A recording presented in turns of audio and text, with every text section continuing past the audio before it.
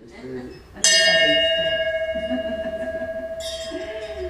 discretinho, Lucas. Chovendo, então, hoje em Santo Ângelo, e vamos manter a nossa reunião do grupo de estudos, já com o retorno agora da Aldiva, que se desincumbiu de forma fantástica e maravilhosa aí num evento em Santo Ângelo, que envolveu o trabalho dela aí por mais de um mês, então não esteve presente. E nós continuamos com uma pauta que está organizada a partir das discussões que estamos fazendo aí. Não, Lucas foi fechar a porta, não. Que estamos fazendo nos últimos dias aqui no grupo de estudos, que é examinar um pouco melhor a questão que diz respeito à necessidade de distinguir conhecimento e ciência. Aparentemente esse tema parece já ter sido resolvido na filosofia, mas basta examinar as obras que tratam desse assunto, especialmente das obras que tratam do conhecimento na filosofia, que nós vamos perceber que a filosofia sempre tratou sem distinguir claramente esses temas, esses dois temas, ou seja, conhecimento e ciência. E então o que nós estamos fazendo agora é tentar entender se é necessário fazer essa distinção para verificar até que ponto ela contribui para entendermos um pouco melhor as nossas ideias. Por que é necessário distinguir conhecimento e ciência? Em primeiro lugar, porque o conhecimento na filosofia ele tem uma fonte diferente da fonte que é utilizada quando nós falamos na ciência. De que forma a gente pode perceber isso? Primeiro, porque se nós formos tratar dos nossos pensamentos, das nossas ideias, nós vamos perceber que os nossos pensamentos, as nossas ideias, eles se originam de fontes diferentes. Tem uma parcela das nossas ideias que tem origem no mundo em que vivemos, e tem uma outra parcela das nossas ideias que tem origem unicamente na nossa capacidade de pensar. Se nós temos pensamentos que têm origem no mundo em que vivemos e outros que têm origem na nossa capacidade de pensar, precisamos examinar esses dois pensamentos, esses dois tipos de pensamento, para verificar de que forma eles são produzidos. Bom, então, em primeiro lugar, nós vamos verificar que boa parte dos nossos pensamentos, eles estão orientados pelo mundo em que vivemos, pelos fatos e acontecimentos desse mundo em que vivemos.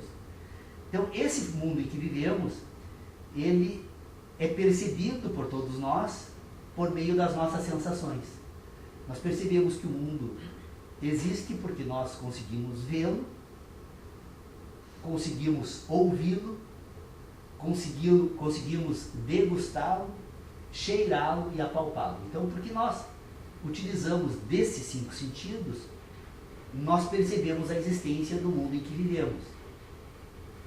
E é fácil perceber que nós temos comunicação com o mundo que vivemos por meio dos sentidos, na medida em que nós simplesmente imaginarmos a possibilidade de retirarmos de um indivíduo capacidade de ver, de ouvir, de degustar, de apalpar e de cheirar. Na medida em que esse indivíduo perdesse essas 5 capacidades, o mundo desapareceria. Podemos até fazer um exemplo aqui neste momento. Se nós fecharmos os olhos, imediatamente esta biblioteca que nos rodeia aparentemente desaparece. Por que ela desaparece? Porque deixa de produzir a sensação. Então, uma boa parte das nossas ideias usa esse mundo natural como modelo. Usa, por meio das sensações, o mundo natural, e nós então pensamos a respeito do mundo natural tendo como modelo de pensamento aquilo que as nossas sensações nos fornecem.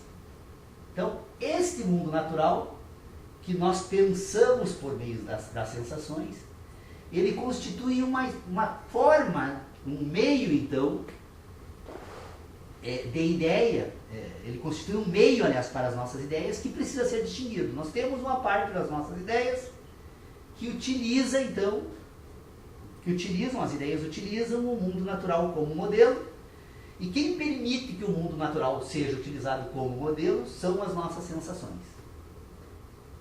Então, imediatamente nós precisamos perceber que é possível, então, quando tratamos desse assunto, identificar imediatamente, então, dois momentos da inteligência.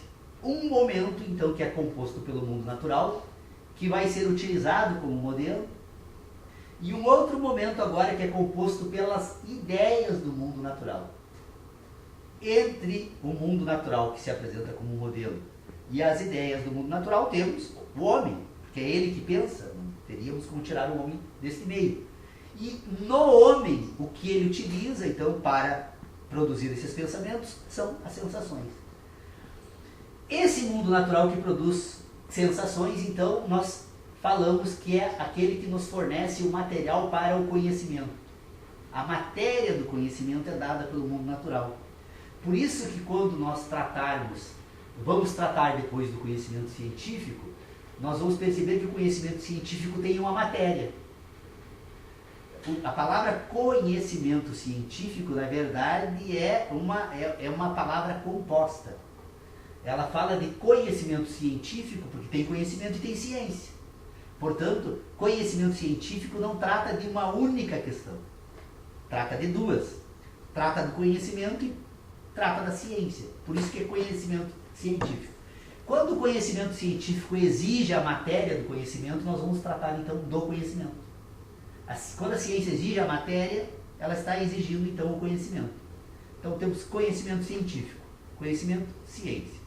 Portanto, o conhecimento que tem origem nessa fase então das relações entre a natureza e o homem por meio das sensações, e o científico que é então o resultado final dessa relação, que são as ideias que são produzidas a partir então dessas relações. Acredito que nós não tenhamos dificuldades de reconhecer que é possível perceber essas duas dimensões então do conhecimento científico, o conhecimento ciência. Bom, se o conhecimento científico, se é possível então falar de um conhecimento científico, é possível também falar de uma ciência pura, destituída de qualquer conhecimento. Alguém poderá dizer, mas isso é uma contradição, falar de uma ciência destituída de conhecimento? Sim. E não é uma contradição. É possível falar de uma ciência destituída de conhecimento. Porque se nós temos a possibilidade de falar de conhecimento e ciência, nós estamos falando então de um âmbito de inteligência que tem vínculos, comunicação com a natureza, e nós estamos tratando de um outro âmbito de inteligência que tem comunicação unicamente com o espírito humano, com as ideias. Nesse âmbito do espírito humano, das ideias, é possível então encontrar a possibilidade de ideias puras, ideias que não estão relacionadas ao mundo natural. E quando nós tratamos de ideias puras que não estão relacionadas ao mundo natural, nós encontramos então como exemplo desse sistema as ideias matemáticas. Todas as ideias matemáticas que se relacionam então agora com o espírito, elas são produzidas por meio da linguagem, por meio da ciência, por meio de um conjunto de signos, mas elas dispensam completamente o mundo natural como modelo. Então a ideia do número 1 e a ideia do número 2 e do número 3 até o número 9, depois do 0, ou seja, as ideias que compõem o conjunto de signos que representam um sistema decimal, eles associados entre si, eles produzem um conjunto de novas ideias que representam outras grandezas no plano da matemática. Então eu associo o número 1 ao número 2, ao número 3, ao número 4, ao 5, ao 6, ao 7, ao 8, ao 9, e ao 0, como representação do décimo, então, de 10 vezes aquelas representações numéricas. E na medida em que eu associo todas essas representações, esses signos matemáticos, eu produzo uma ciência completamente pura, que não precisa do mundo natural como modelo para a sua própria constituição. Então, vocês percebam que a ciência e o conhecimento tratam de temas distintos. Bom, se o conhecimento e a ciência tratam de temas distintos, nós precisaríamos examinar então quais são os meios utilizados para a produção do conhecimento e quais são os meios utilizados para a produção da ciência. Bom, o conhecimento, eu não tenho dúvida alguma, é pacífico, a obra clássica de Kant, inclusive, alerta sobre isso, essa reflexão, ela não é de hoje, ela já vem sendo feita já desde que o homem aprendeu e descobriu que é possível, então, produzir ciência, ou que é possível pensar e, portanto, produzir algo que se expresse por meio de pensamentos, é reconhecido que todos os nossos conhecimentos são resultados das nossas experiências. Portanto, todos os nossos conhecimentos são resultados das nossas sensações. Portanto, o meio utilizado pelo conhecimento são as sensações. Então, se eu trato do conhecimento, imediatamente eu preciso encontrar uma relação com uma sensação. O meio do conhecimento, então, são as sensações. E a ciência? Qual o meio utilizado pela ciência? O meio utilizado pela ciência é a linguagem. Porque se o conhecimento é obtido por meio das sensações, a ciência é produzida por meio da linguagem. Não há ciência sem linguagem, mas há conhecimento sem sensação. Há conhecimento sem linguagem, mas não há ciência sem linguagem. Por que há conhecimento sem linguagem? Porque o conhecimento usa como meio a sensação. Então, independentemente de qualquer linguagem, eu tenho conhecimento. Uma pessoa completamente destituída da capacidade de se expressar, ela mesmo assim, se tivesse os sentidos, ela obteria conhecimento. Agora, uma pessoa completamente incapacidade da capacidade de se expressar, ela, sob o ponto de vista da vida coletiva com os demais indivíduos, jamais poderia produzir uma ciência. Ela poderia organizar esse conhecimento para uso próprio, mas ela, se não pudesse se expressar, ela não poderia utilizar esse conhecimento para comunicá-lo ou para trazer no convívio da sociedade. Então, o conhecimento tem como meio a sensação, a ciência tem como meio a linguagem. E a linguagem, então, agora ela vai servir de meio intermediário para a constituição dessa ciência no âmbito do espírito. Então, a utilização da linguagem é que vai permitir a constituição de um sistema científico, porque a linguagem vai ser associada agora às relações que são produzidas por meio de ideias que permitem a produção da ciência. Então, toda a ciência se expressa por meio da linguagem. O direito como ciência é um direito que se expressa por meio da linguagem. A matemática como ciência é um conhecimento que se expressa por meio da linguagem. Ou seja, toda a ciência, então, ela tem a linguagem como meio intermediário de utilização por parte do homem. Então, conhecimento faz uso da sensação, a ciência faz uso da linguagem. A ciência que faz uso da linguagem agora usa a linguagem como um conjunto de signos. Porque a linguagem agora precisa encontrar uma representação quando ela se expressa ou na própria linguagem para expressar, para a produção da ciência, ou no mundo natural. Então, quando a ciência é pura, como a matemática, a linguagem utiliza a própria linguagem como representação da ciência. Então, vocês percebam que a ideia do número 1, ela se apresenta ou por um signo, que vai expressar, então, na nossa cultura, na nossa língua, nós utilizamos uma expressão do número 1 que tem o significado de um risco. Já o número 2, os romanos utilizavam 2 riscos. O número 3, 3 riscos. O risco é um signo. E estes signos podem agora encontrar representação na linguagem. A linguagem 1, a linguagem 2, a linguagem 3. E agora a associação destes signos com as ideias vai permitir produzir novas linguagens, novas representações. Nós temos então a condição de, na medida em que associamos representações por meio da linguagem, nós podemos falar então de um sistema matemático que se expressa por meio de signos ou de expressões ou de ideias. Então, a ideia do número 1, a ideia do número 2, a linguagem 1, a linguagem 2, que nós utilizamos para constituir a ciência matemática, ela não precisa, embora até possa pegar emprestado uma laranja, os dedos da mão e assim por diante, para expressar também essas representações do mundo natural, mas no plano da inteligência ela usa única e exclusivamente a linguagem como um conjunto de signos que permite a produção da ciência.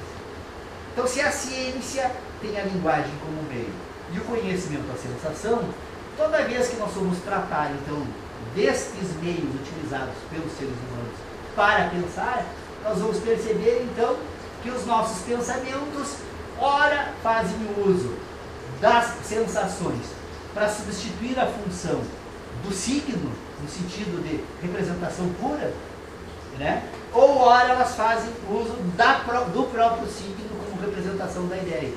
Então vocês percebam, quando nós utilizamos na comunicação, na linguagem, a palavra árvore, essa palavra árvore, ela está associada agora não apenas a um signo puro, mas está associada também a uma sensação do indivíduo que busca na natureza a representação de um objeto.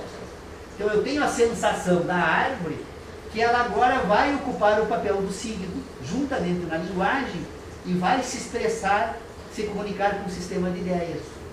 Então a palavra árvore é um signo linguístico que é utilizado por um conjunto de ideias que compõem a ciência da natureza, mas essa palavra árvore, que é um signo linguístico, ela está associada a um conhecimento que tem origem na sensação que se expressa por meio das relações do homem à natureza.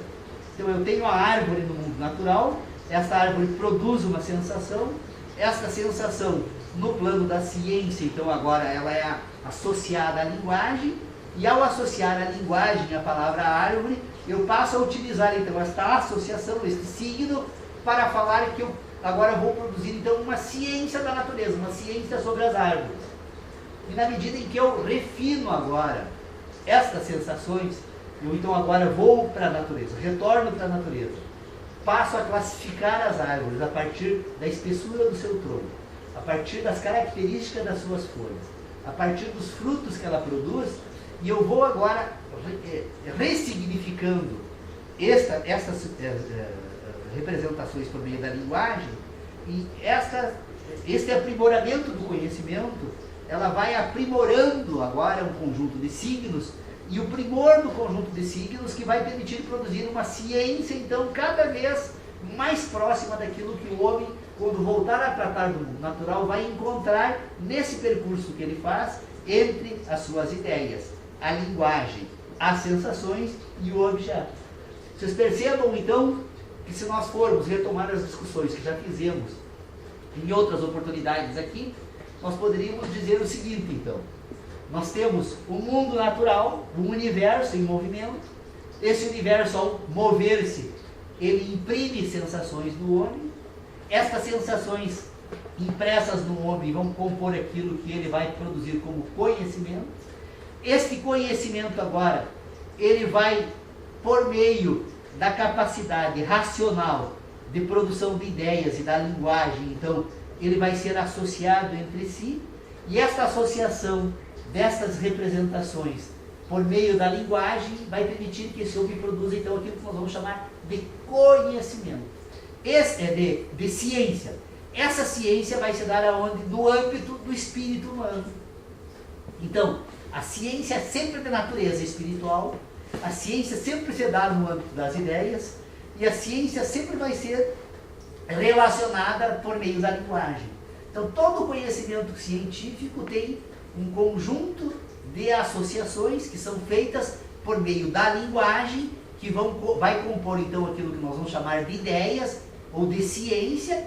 Essas ideias, essa ciência, essa linguagem que vai ser ordenada no âmbito do espírito humano, ela agora então compõe aquilo que nós vamos chamar de ciência. Nós temos uma ciência então para colocá-la num âmbito completamente diferente daquilo que nós tratamos quando tratamos dos nossos conhecimentos ou do conhecimento humano.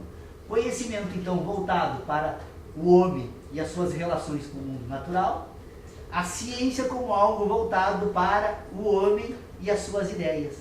Aquilo que ele produz com auxílio da linguagem, com auxílio então agora de um conjunto de signos, que serve agora para introduzir nesse ambiente um sistema que permite encontrar critérios de associações que, por sua vez, vai permitir ao homem, por meio dessas associações da linguagem, dos signos e da ciência, voltar para o mundo natural e entender a lógica que faz com que o mundo natural seja tal qual ele é. O grande problema do mundo natural é que quando nós examinamos o mundo natural, e esse talvez tenha sido o principal problema que a filosofia enfrenta e não consegue resolver, é que quando nós tratamos do mundo natural, nós tratamos apenas de uma parte do mundo natural. Uma parcela quase que provavelmente insignificante do mundo natural, sob o ponto de vista do universo. Porque esta parte do mundo natural é apenas aquela parte do mundo natural que produz sensação em todos nós. Uma parcela considerável do mundo natural está completamente fora da nossa capacidade racional. Está completamente fora da nossa capacidade sensitiva. Por quê? Porque nós não temos competências que nos permitam perceber esta parte do mundo natural que não produz sensações em todos nós. Alguém diria, mas como você pode afirmar isso? Eu posso afirmar e provar para vocês que isso é verdadeiro, exatamente examinando uma questão absolutamente singela, que nós imediatamente vamos perceber que existe e que, no entanto, nós não conseguimos perceber essa existência sem o uso de equipamentos, porque nós não temos capacidade de receber sensações deste fenômeno que está presente no mundo natural. Nesta sala, que estamos agora aqui todos presentes, vocês podem ter certeza que ela está permeada de um conjunto absolutamente ordenado de impressões elétricas que podem perfeitamente ser capturadas por equipamentos e transformadas em imagens. Aqui nesta sala está provavelmente sendo projetada agora nesse momento sinais da televisão da RBS TV aqui de Santo Ângelo, da Rádio Santo Ângelo, da Rádio CPET Araju, da Rádio Novos Horizontes, e no entanto nós não percebemos porque não produz sensações em todos nós. Se nós tivéssemos a capacidade radiofônica, nós ouviríamos as rádios, assistiríamos à televisão sem a intermediação de um equipamento eletrônico. Nós precisamos do equipamento eletrônico porque este ambiente de produção de fenômenos sensíveis não nos afeta e, portanto, não podemos perceber a própria existência. Então, se nós temos como concordar que é possível, então, dizer que é muito provável que este mundo em que vivemos pode ter fenômenos extraordinários, atuando inclusive aqui onde estamos agora presentes, não estou falando de nada de sobrenatural, apenas de algo que não esteja sob a nossa racionalidade, a nossa capacidade sensível, mas é possível imaginarmos esse mundo de uma complexidade extraordinária, atuando para que tudo que ocorre em todas as partes desse mundo ocorra segundo uma certa ordem. Nós temos então que admitir que quando vamos tratar dos nossos conhecimentos, nós estamos tratando de uma parcela pouco significativa sob o ponto de vista do universo. Pouco significativa, mas que é a parcela que permite ser o que somos. Nós somos aquilo que somos porque fazemos parte de algo que conhecemos parte apenas. E essa parte que conhecemos é a parte que está sendo examinada. Não tenho a pretensão, e jamais faria isso, tentar examinar aquilo que está fora das minhas aptidões. Porque se eu fosse eventualmente fazer isso, eu começaria a propagar aqui não mais filosofia, não mais ciência, não mais conhecimento, mas um conjunto de ideologias ou de crenças que está completamente fora de qualquer cogitação da minha parte. Mas é necessário reconhecer, então, que nós vamos ter que aceitar a limitação, uma limitação extraordinária deste exame. E qual é a limitação? Primeiro, eu não tenho como explicar, não quero explicar, não é o objetivo desse encontro explicar quais as causas que nos fazem ser o que somos. As causas iniciais. Quais as causas que faz com que o universo seja o que é. E muito menos eu tenho o propósito de querer explicar e entender qual a consequência final de tudo isso. Então, se eu não tenho como explicar as causas iniciais, se eu não tenho como concluir sobre as consequências finais, é ainda possível explicar a parte que me cabe examinar por meio das competências que tenho. E aí então nós temos um problema, um sério problema, que me aflige muito. Por quê? Porque quando eu comecei a fazer este exame, eu levei muito tempo para conseguir perceber essas duas dimensões. Por que eu levei muito tempo? Porque quando eu nasci, quando eu comecei a pensar sobre o mundo, como eu vivo numa sociedade que nós denominamos de sociedade civilizada, as pessoas que me antecederam nesse processo de formação da minha inteligência, que foram os meus pais e depois as pessoas com as quais eu convivi, todas elas estavam imbuídas, e toda essa sociedade procede assim, em me fazer acreditar que este mundo que compõe o meu conhecimento é um mundo que entra para dentro de mim. Ou seja, este mundo que me rodeia, ele entra para dentro de mim e agora eu passo a pensar ele e não mais as relações que eu estabeleço com ele. Então, nós sempre que pensamos sobre o nosso passado, as nossas experiências, nós imaginamos que estamos pensando o mundo. Porque isso nos foi colocado desde o início da nossa formação por meio da educação. No entanto, nós temos que nos esforçar para nos livrarmos dessas amarras, porque isso nos escraviza, isso nos retira, então, de um certo âmbito de inteligência que precisamos nos colocar para entender como as coisas acontecem. Nós precisamos, então, nos libertar dessas amarras para voltar, então, e refazer todo esse percurso de inteligência, percebendo que quando nós pensamos sobre aquilo que nós chamamos de mundo, nós não estamos pensando sobre o mundo. Nós estamos pensando sobre as nossas sensações. Aquilo que esse mundo produz em nós. Portanto, as nossas sensações, especialmente aquelas sensações que foram impressas em nós por meio do mundo, porque esse mundo em que vivemos, desde que nós nos reconhecemos, ou desde que surgimos organicamente nesse mundo, este mundo está permanentemente imprimindo em nós, por meio então das sensações, um conjunto de informações que servirão então por meio da programação para programar as nossas ações, as nossas atitudes no mundo. Ou seja, somos impressos e estas impressões têm uma finalidade: nos conduzir no mundo. Portanto, na medida em que nós vamos recebendo por meio dessas impressões noções sobre movimento, nós passamos a nos comportar, então, nesses movimentos, orientados por estas sensações. Vocês haverão de perceber, e eu levei muito tempo examinando isso, até entender exatamente o que ocorre, o comportamento das pessoas numa praça.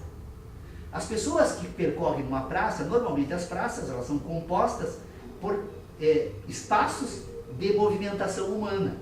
E esses espaços numa praça não obedecem à lógica da linha reta. Então, normalmente nas praças elas fazem curvas, elas têm diferentes direções. E se vocês observarem atentamente o comportamento das pessoas nas praças, elas entram numa ponta, e uma boa parte delas, obviamente, né, porque tem um processo de mudança depois desse comportamento, que se chama educação. Normalmente as pessoas que não têm educação, então que não se submeteram a um processo de reordenação dessa inteligência de sentidos, Elas entram num canto da praça e vão passando por cima de gramado, de canteiros e saem lá na outra ponta. Por quê? Porque esta impressão que o mundo natural faz em mim me coordena a andar em linha reta, a buscar sempre o percurso que produz o menor espaço entre um ponto e outro. Então, esse comportamento é um comportamento absolutamente natural. É a parte da inteligência que é a mesma que os animais utilizam, porque eles sofrem o mesmo processo. Os animais na natureza são impressos da mesma forma que o homem. Há no homem uma parcela animal e há no animal uma parcela também homem. E nós somos iguais. Assim.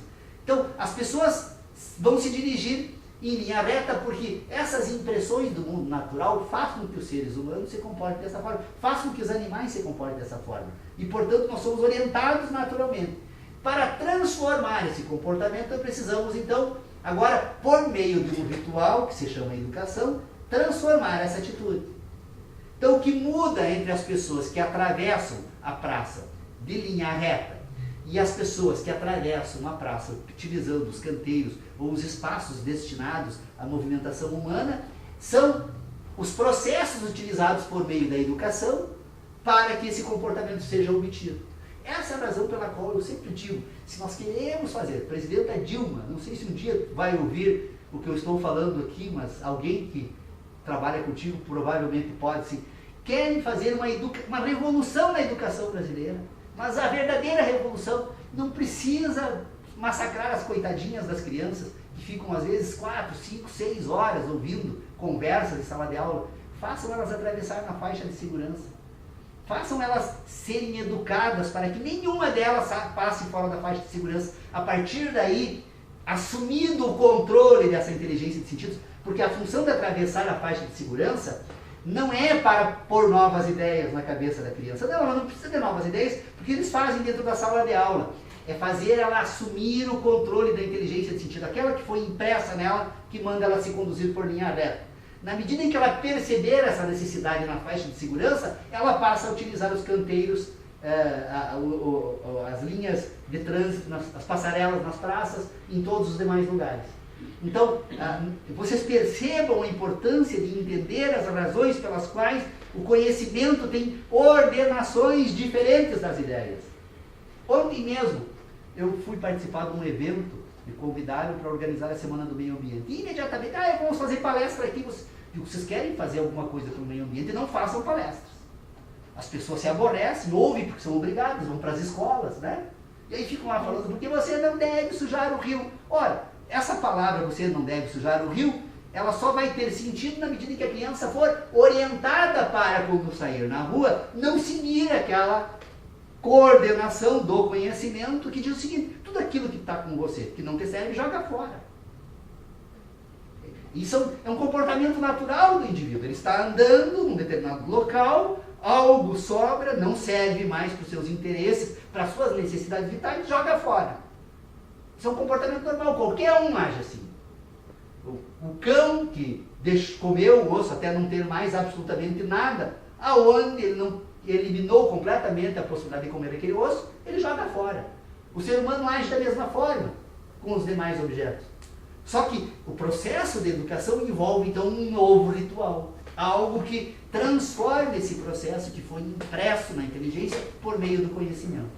Então, eu chamo também a atenção para a leitura daquela obra de David Hume, Investigações acerca do entendimento humano, nos 2 primeiros parágrafos. Depois, o restante da obra não é mais necessário ler, se for, obviamente, entendido os 2 primeiros parágrafos, onde ele vai falar do dilema que vivia, então, acho que 1734, nessa época, em 1730 e alguma coisa, quando ele escreveu essa obra, que ele dizia o seguinte, que a filosofia ou a ciência,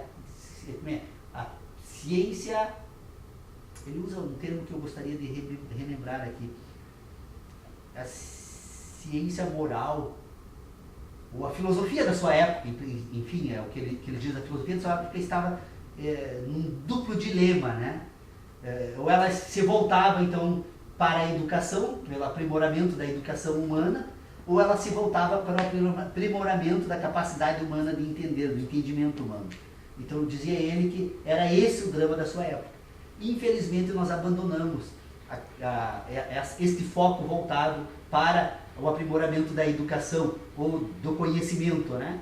Para nos dedicarmos unicamente em ordenar o entendimento humano. E aí deu nessa sociedade que estamos aí, completamente maluca que vivemos, que as pessoas vão, quando falam em defesa do meio ambiente, em vez de mudar o comportamento das pessoas por meio das ações, vão lá fazendo umas coitadinhas das crianças nas escolas que fiquem ouvindo lições de moral daquelas pessoas que inclusive saem dali e depois não passam na faixa de segurança e vão jogar papel na rua, né? Então, nós temos que mudar o comportamento. A educação, ela necessariamente tem que ser focada na inteligência de sentidos, não na inteligência moral. A ciência é uma necessidade de ordenação, porque precisamos aprimorar a ciência. Na medida em que desenvolvemos a ciência, nós temos referências seguras, então, para pensarmos e voltarmos para o mundo natural e atuarmos, então, com primor do conhecimento científico. Mas a necessidade que temos é de entender as razões pelas quais nós precisamos separar conhecimento e ciência. Eu venho fazendo experiências com os meus alunos em sala de aula, a contragosto de alguns e com aplausos de outros, porque nem todas as pessoas são iguais e concordam da mesma forma, mas eu vinha trabalhando numa cadeira de filosofia na faculdade de Direito, com a distinção no âmbito da teoria jurídica entre conhecimento e ciência. Impressionante como, a mim pelo menos, me parece, as questões que aparentemente eram extremamente complexas para serem entendidas na teoria jurídica ficam extremamente claras e fáceis de serem organizadas. Porque o direito é uma ciência do espírito. O direito é essencialmente uma ciência do espírito. Só que a matéria utilizada pelo direito enquanto ciência do espírito são as relações humanas. Então, é necessário um conhecimento jurídico. É necessário que o aluno que estuda direito, ele precisa necessariamente se voltar para o mundo das relações humanas para verificar quais as questões que dizem respeito às relações humanas são relevantes para o conhecimento jurídico. Apreendido isso do mundo natural, ou entendido quais são as relações relevantes humanas do mundo natural para o direito, então obtido o conhecimento jurídico, agora você volta para a ciência do espírito, ou de que forma nós vamos ordenar estas ideias. E aí eu estava me dando por conta, né? Bom, se nós utilizamos de ideias, então, para compor aquilo que nós vamos chamar de ciência, que é essencialmente do espírito, então a ciência é sempre de natureza espiritual, se essa ciência, então, ela faz uso de ideias, que ideias seriam essas? Eu me dei por conta, nós temos ideias que são informativas. Por que as ideias são informativas? Porque essas ideias estão relacionadas aos fatos do mundo natural. Elas informam. Então, toda vez que eu trato de uma ideia informativa, essa ideia refere-se a algo que eu encontro no mundo. Uma pedra, uma árvore, uma casa. Ou seja, ideias informativas estão relacionadas ao mundo natural de forma direta. E nós temos ideias ordenativas. Vocês percebam? Informativas, ordenativas. As ideias ordenativas, elas têm por finalidade, então, agora pôr em ordem essa ciência do espírito.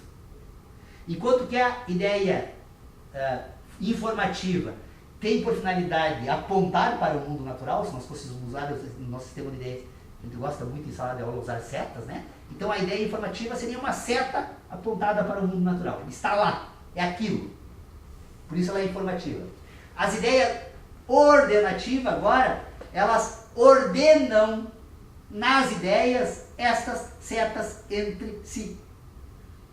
Ou seja, se eu tenho uma ideia informativa apontada para o mundo natural, o que aponta para o mundo natural? Um sentido. Então, quando eu falo de um bolo, a ideia aponta uma impressão visual para o bolo. Mas a ideia aponta também um cheiro para o bolo. O bolo normalmente... A ideia aponta também para um gosto para o bolo. A ideia aponta também para uma textura do bolo. Talvez o bolo não... mas dependendo, durante o cozimento, a ideia pode apontar, inclusive, um ruído para o bolo. Vocês vejam que todos esses apontamentos agora que fazem parte do meu conhecimento, eles precisam ser relacionados. Então, todas as setinhas agora vão ser ligadas. Esta seta da audição, da visão, do gosto e do tato estão todas ligadas entre si, porque elas estão apontando para um bolo. Elas são ordenativas, por isso. Elas ordenam esses apontamentos. Por isso é uma ciência do espírito que ordena apontamento para as informativas. Bom, se eu falo de ideias informativas, palavras, eu estou utilizando essas impressões, essas representações linguísticas porque achei que elas são mais apropriadas. Se alguém escreveu de outra forma, em outro lugar, para outro fim, bom, faça o uso que quiser. Eu faço o uso assim. Daqui um pouco alguém vai dizer, o Paulo está usando ideia informativa, ideia ordenativa, mas segundo fulano de tal, que escreveu em grego, em russo, em aramaico, isso não serve porque não serve. Para eles, para mim, serve porque elas têm essa função. Então as minhas ideias informativas, até gostei do exemplo das setas, né? Elas estão apontando para o mundo natural por meio da sensação, algo que ela indica. Depois eu posso agora ordená-las, então ideias ordenativas. Aí depois eu estava pensando, se nós vamos tratar da teoria jurídica, então agora as ordenativas elas ainda são insuficientes, porque ela é muito ampla, né? Então eu poderia dizer que as ideias ordenativas elas podem ser institucionais e as ideias ordenativas podem ser de imputação. Bom, se a ideia ordenativa está apontada para o mundo natural, eu posso utilizar esta ordenação para criar uma instituição. Querem ver como? Salário. Salário é uma instituição jurídica. Por que salário é uma instituição jurídica? Porque as setas de imputação, que me permitem verificar o salário, vai fazer com que, para verificar então a ideia de salário, eu tenho que encontrar um homem trabalhando, um papel que tenha um valor econômico e um outro homem que obteve esse trabalho entregando esse papel ao outro. Então, a existência de dois homens, um que trabalha e um que paga, e um papel que medeia esse pagamento, ele, na teoria jurídica, é uma instituição chamada salário. Vale mesmo para o casamento.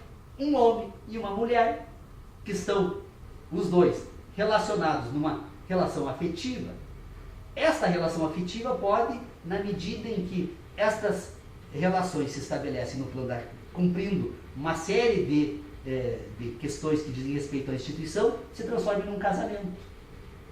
Então, a relação de um homem e uma mulher celebrada perante o titular de um cartório por uma determinada forma e um documento, se transforma numa instituição chamada casamento. Então vocês vejam que a ordenativa pode ser, então,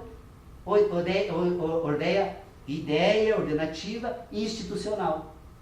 E agora a ideia ordenativa também pode ser de imputação. Quando é uma ideia ordenativa, é de imputação. Quando ela determina que você deve adotar determinado comportamento sobre determinados fatos. Então, o que é imputação? É quando a gente atribui algo a algo.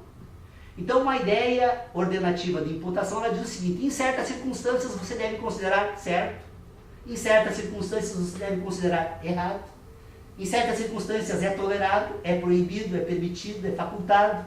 Estas ideias ordenativas de imputação, elas vão se voltar para as ideias de informação e vão determinar que você adote determinados pressupostos de imputação. Por isso elas são de imputação. Então vocês vejam, ideias informativas, ideias ordenativas institucionais, ideias ordenativas de imputação. Na teoria jurídica isso é fundamental. Por quê? Porque como ciência do espírito, e como tendo por objeto, então, dessa ciência um conhecimento que se chama de conhecimento jurídico, eu preciso agora saber como eu vou trabalhar, então, nesse sistema de natureza espiritual, com esses apontamentos para o mundo natural, que vão compor, então, as informações, e de que forma eu vou agora ordenar essas informações por meio, então, de instituições e de imputações. Todo o comportamento humano vai ser coordenado por um sistema dessa natureza. Eu informo, ordeno e imputo. Tanto que no direito, por que alguém sofre uma pena? Uma pessoa que anda numa estrada, em que existe um apontamento na beira da estrada, escrito 80, com uma linha vermelha no entorno, ele é uma instrução que se usa por meio da ciência jurídica para o indivíduo de que aquele trajeto ele não pode proceder no seu veículo além de 80 km por hora. Quando ele passa nessa estrada a 100 km por hora, há um sistema de informação, ou seja, os meios utilizados então agora pelo homem, por meio de radares e medidores, etc. e tal, vai permitir então que se por meio de uma ideia de informação se busque então entender aquele fato do mundo natural, e por meio de uma ideia de ordenação e imputação vai dizer o seguinte: passou do limite de velocidade, aplique uma multa. Uma autoridade pública constituída por meio de um sistema institucional vai dizer então: você está autorizado a aplicar esta multa. Vocês percebam então quanto fica simples assim organizar as nossas ideias e os nossos conhecimentos se nós aceitarmos e admitirmos então que precisamos urgentemente retomar essas nossas discussões no âmbito da teoria jurídica, da filosofia. Nós precisamos retomar então essa necessidade de separação entre conhecimento e ciência. E a filosofia então é o elo que vai permitir que essas duas dimensões da nossa inteligência possam ser examinadas. O papel da filosofia é examinar isso. E não examinar folhas de livros e ideias de pessoas que já morreram e que você pode inventar um monte de coisa que elas eventualmente poderiam ter dito ou disseram, ou dá para entender do que disseram, para constituir um sistema de poder. Na verdade, a filosofia, eu não tenho muitas dúvidas hoje de algumas coisas que a minha intuição está a indicar que a filosofia, a ciência, o ceticismo e especialmente as ideologias foram todas elas produzidas pela mesma ordem. Para que eu possa propagar ideologia, eu preciso necessariamente convencer as pessoas a serem ignorantes. A ignorância é o estado subjetivo de ordenação da inteligência. Nada é mais importante na filosofia do que entender o significado da ignorância. Porque nós somos ignorantes de uma natureza tal que sequer entendemos que somos ignorantes. A grande tarefa nossa é sabermos como essa nossa ignorância opera. Porque na medida em que nós não percebemos a nossa ignorância, essa nossa ignorância é substituída por ideologias. E nós passamos, ao invés de nos guiar pela ignorância, nos guiar pela ideologia. E a ideologia, ela tem por finalidade nos dominar, nos submeter. Então, o ceticismo, que na filosofia é dizer que nós jamais teremos certeza de nada, que o conhecimento é absolutamente limitado, e que nós jamais conseguiremos conhecer o universo, o mundo que vivemos, e que, portanto, agora precisamos que alguém nos diga como ele é, ela serve exatamente para que façamos, aceitemos essas ideias, abramos a mão então da nossa capacidade de pensar e passamos a nos orientar por ideias propagadas por outros. Então, a ignorância, a ideologia, a ciência e a filosofia, tal qual conhecemos hoje, por isso que ela é caótica, elas têm origem numa mesma ordem e ela não tem a função de nos orientar. Mas, muito pelo contrário, nos desorientar completamente ao ponto de aceitarmos sermos dominados pelas ideias dos outros. Em verdade, nós somos escravos de um sistema que primeiro nos torna ignorantes, para depois, então, nos substituir a nossa ignorância por ideias que não têm origem na nossa inteligência, mas que são produções externas à nossa inteligência, e que nós utilizamos, então, essas ideologias para nos conduzir no mundo em que vivemos e somos submetidos. E aí podemos, eu não quis usar para não ferir suscetibilidades, que não é o meu objetivo ofender aquilo que os outros pensam, muito pelo contrário, o meu objetivo é ajudá-las apenas a pensar sobre si mesmas, porque eu penso também, e portanto essa finalidade é minha. Mas então, entre as ideologias, a ideologia das ideologias, que são as religiões. Na medida em que nós aceitamos uma religião, temos mão da nossa capacidade de pensar e delegamos ao outro, então, para que nos revele aquilo que nós não conseguimos descobrir por conta própria. E passamos, então, por meio dessas revelações a seguir os outros. Então, isso não significa, como alguns apressadamente podem imaginar, uma postura ateísta. Eu, depois que conheci os meus queridos e amigos Mbiá Guarani, eu passei efetivamente a acreditar em Deus. Eu acredito em Deus, mas sou um agnóstico. Eu acho que as religiões foram feitas para nos submeter e especialmente fazer como foi feito aqui na nossa América, né, um instrumento de poder. Os guaranis perderam tudo que tinham, não eram donos, porque eles não têm ideia de propriedade, né, mas o direito de viver livremente na América que eles perderam, exatamente porque alguém veio para cá dizendo que traria a eles. Eles viviam no paraíso, e aí alguém veio prometendo um paraíso, mas depois de mortos, né? Eles precisam morrer antes. Sem a morte não tem paraíso. Então é uma ideologia que eu não sei como é que é possível alguém aceitar que eu só posso, que eu vou ter que viver de uma forma tal e me comportar de uma forma tal, especialmente atendendo os reclames dessa ideologia, então, para que depois de morto, então, eu encontre felicidade eterna. Né? É quase que nem a história dos bancos, né? Você não gaste seu dinheiro, entregue todo ele aqui para mim, que você vai viver muito feliz com uma cartinha que eu te mando todos os meses com um númerozinho lá. Você tem tanto aqui no banco, mas quem tem o dinheiro, na verdade, é o banqueiro, que tem o dinheiro, que usa, usufrui da riqueza daquele que guarda no banco, né? Então, eu acho que os donos de bancos e as religiões procedem quase da mesma forma, né? Eles te tiram aquilo que você tem em troca de uma promessa futura, né? Que nunca se realiza. Então, eu espero não ter sido chato nem enfadonho. Na verdade, é para ser um grupo de estudos e promover debates aqui, mas eu tenho me dedicado assim, com tanto afinco ao exame dessas ideias que apenas para expor parte delas aqui acabou usando a hora toda, e vocês, por favor, me mandem parar de falar e falem um pouco também, porque eu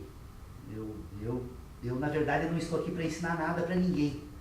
Eu estou apenas pensando sobre algumas questões e imaginando que na medida que eu consigo expor esses pensamentos por meio então de uma linguagem, portanto, com uma pretensão científica, outras pessoas, examinando da mesma forma questões semelhantes, possam também encontrar critérios para romper com esse jugo que nos escraviza e que nos impede de perceber que nós, em verdade, quando estamos tratando daquilo que chamamos de mundo, estamos tratando de ideias, e quando estamos tratando de ideias, estas ideias, por sua vez, estão relacionadas a sensações, e que estas sensações que são produzidas pelo mundo, elas não são nem de longe o mundo, porque esse mundo se apresenta de uma forma muito parcial para as minhas sensações. Porque se eu admito que temos ondas de rádio nesse ambiente e que são insuscetíveis de serem conhecidas, porque nos faltam sensações, eu posso admitir, num universo da complexidade que é o universo que vivemos, a possibilidade de fenômenos extraordinários atuando aqui nesse momento, que estejam completamente fora de qualquer outra competência e que, portanto, eu jamais terei condições de conhecer e, portanto, produzir uma ciência e, portanto, tratar desses assuntos. É provável que esse processo todo universal atue sobre todos nós da mesma forma, basta que todos nós nos coloquemos da mesma forma para que possamos perceber algumas diferenças. Eu digo isso, voltando então agora à pátria educadora, a necessidade de fazermos as nossas crianças atravessarem na faixa de segurança para poderem, com isso, depois não jogar papel no chão e muito menos atravessar nos canteiros nas praças, da necessidade de irmos lá buscar com os Mbiá Guarani aquela experiência fantástica que eles utilizam, que é a forma de educação das suas crianças. Jamais contrariar uma criança e manter uma relação do mais profundo afeto corporal com a criança, de forma que essas impressões, então, que nascem desse indivíduo, são todas de afeto e, portanto, constroem um indivíduo completamente maravilhoso. A Odila está aqui e a Odila foi de uma atitude, de uma generosidade, porque foi ela que trabalhou até que desse certo, a ida dos Mbiá Guarani agora para a nossa feira aqui em Santo Ângelo, acho que eles estavam um grupo de quase 30 lá, perguntei para várias pessoas, não, que nenhum deles criou qualquer tipo de problema para qualquer pessoa. É uma comunidade fantástica. E essa educação é uma educação que tem como base o afeto e o corpo. Não é possível educar ninguém sem orientar por meio do corpo e das sensações. E então, volto aqui a dizer mais uma vez. A violência, o homem nasce com um espírito que tem uma dupla potencialidade. Ela pode libertar os demônios ou pode libertar os anjos. Agora, aproveitar as pregações da Igreja Católica. A violência liberta os demônios. O afeto liberta os anjos. Se nós queremos efetivamente mudar o mundo, mudar a sociedade, mudar as pessoas, nós precisamos aprender que só tem uma forma, por meio do afeto.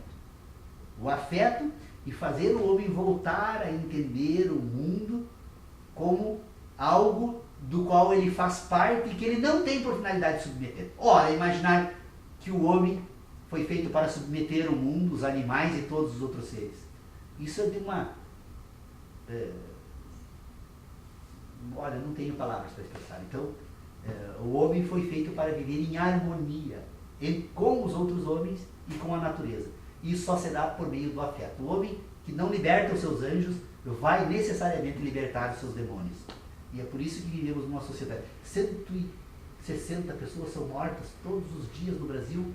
Isso é uma barbaridade. É uma sociedade que foi construída pela violência. Então, obrigado pela participação de vocês.